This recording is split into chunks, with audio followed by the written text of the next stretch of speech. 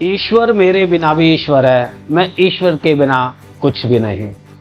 जय माता दी दोस्तों मैं आज आपको इस वीडियो के माध्यम से बताने वाला हूं दिशा के ज्ञान के बारे में कि किस प्रकार से आप जानेंगे कि कौन सी दिशा में आपको कौन कौन से कार्य करना है। आइए जानते हैं कि दिशा के हिसाब से आपको किस प्रकार से सोना चाहिए। सबसे उत्तम दिशा जो है आपके सोने की वो होती है आपके दक्षिण की दिशा, यानी कि जब भी आप सोएंगे तो आपका जो सिर है वो आपका दक्षिण की तरफ होना चाहिए, साउथ की तरफ आपका सिर होना चाहिए। यदि आप साउथ की तरफ सिर करके सोएंगे तो आपको दीर्घ आयु मिलेगी। इसके अलावा आप पूर्व की तरफ सिर करके भी आप सो सकते हो। यदि आप पूर्व की तरफ सिर करके सोते हो तो आपको बुद्धि, विवेक, इंटेलिजेंसी वो आपकी बढ़ेगी। इसके अलावा यदि आप किसी और दिशा की तरफ सिर करके सोते हो तो वो आपके लिए हानिकारक होगी।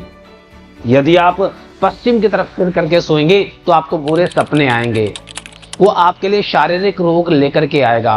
इसके अलावा यदि आप उत्तर की तरफ सिर करके सोते हो तो वो आपके लिए फाइनेंशियल लॉसेस लेकर के आएगी।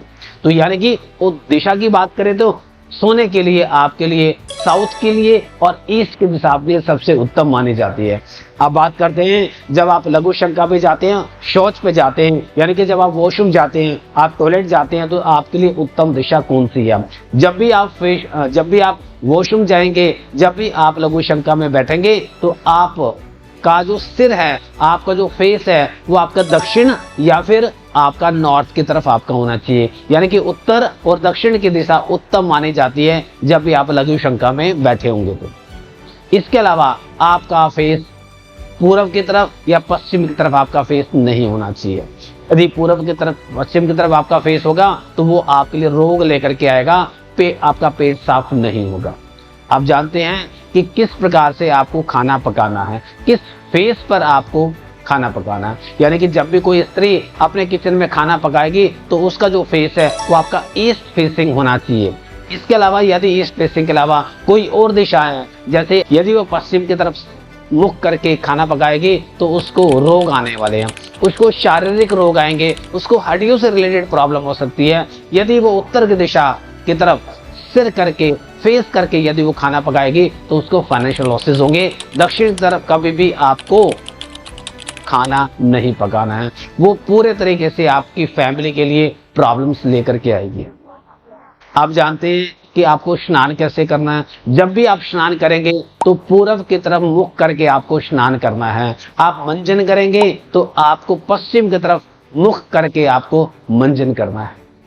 जब आप खाना खाएंगे तो आपका जो फेस है वो या तो आपका पूर्व की तरफ होना चाहिए या वो आपका दक्षिण की तरफ आपका फेस होना चाहिए।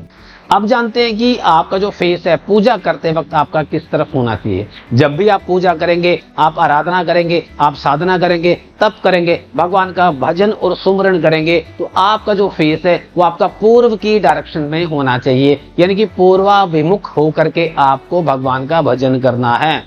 सुबह के समय, यदि आप शाम की बात करेंगे, रात की बात करेंगे तो आपको अपना जो मुख है वो आपका उत्तर की दिशा में रखना है, यानी कि उत्तराभिमुख होकर के आपको भजन, सुमरन, पूजन आपको भगवान का करना है शाम के समय।